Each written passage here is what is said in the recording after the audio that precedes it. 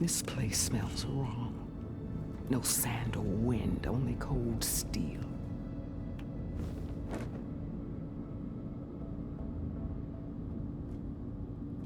And the others up there, your squad.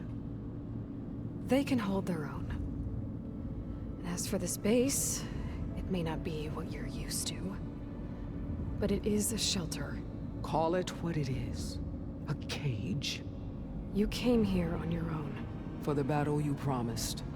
So for now I wait in my cage for your word. Tell me when to strike.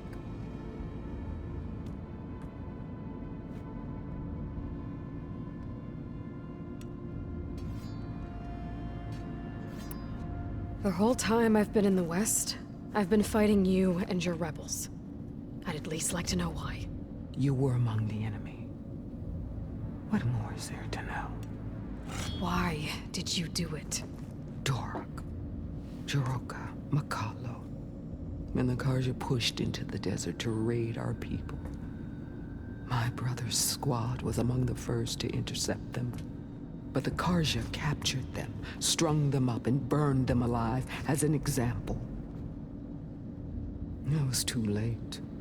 I found them by the sound of their screams. So you wanted vengeance? Vengeance? No. I wanted devastation.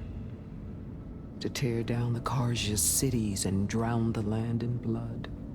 Hunt down every last survivor and grind their bones until the sky chokes on the dust.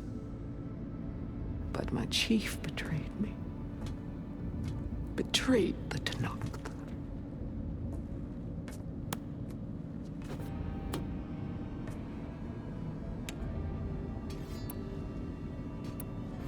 How did Hikaru betray you? Hikaru called on the clans to resist the Karja's red raids.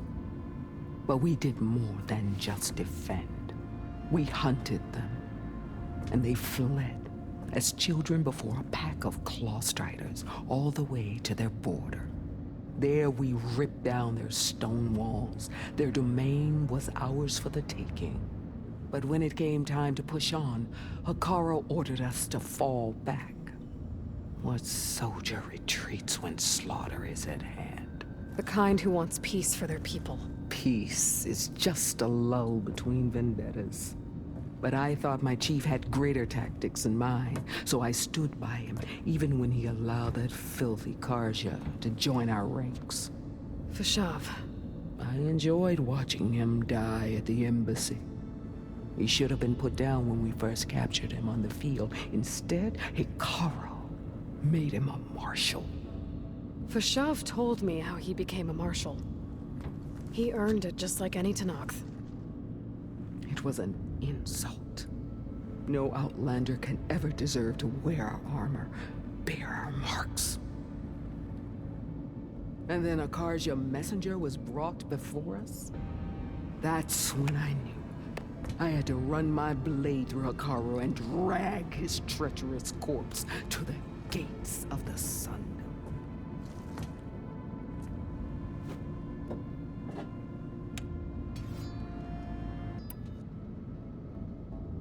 What happened when the Karja messenger appeared before Hikaru?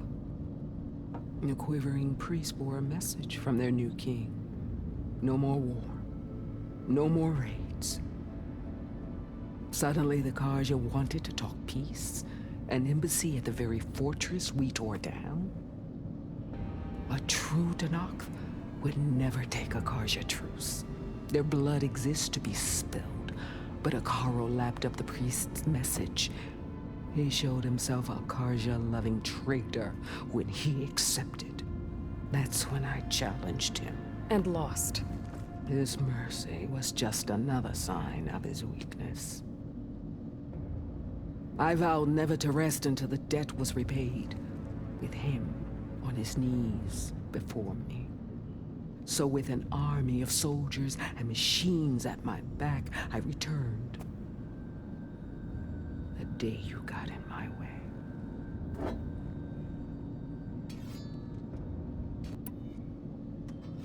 The deal you made. Override tech in exchange for an assault on the Zenith base. How did Silence approach you? That name means nothing to me. My agreement was with Oseram mercenaries. So all this time, you didn't even know who you were really dealing with? And you trusted a group of outlanders? If it was a trick, I would have crushed them. But they offered me the chance to run the Carja down with machines. The terror in your enemy's eyes when they see you charge. You know what I'm talking about. I bet you felt it. I don't think so. What about your end of the deal? Would you have honored it? Had I killed Akaro and become chief, these Xenifs would have been the first of the tribe's victories. But because of you, my people will continue to consort with the enemy. A tribe of weaklings. Because of me, hundreds of Tenakth won't throw away their lives in a battle they can't win.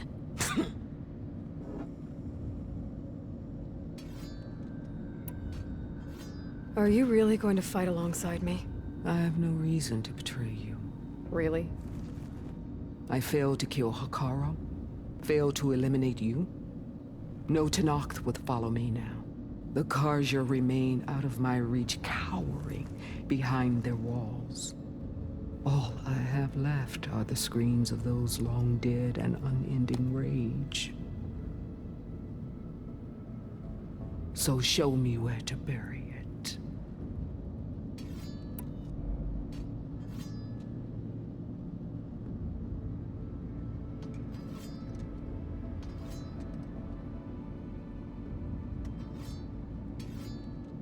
All right. I guess we'll both face the end soon enough. Ever since you got in my way, I've wanted to see your bones burned white beneath the sun. But if I'm to die in battle, then it might as well be with the one who flew with the wings of the Ten. I'll let you know when it's time to move out.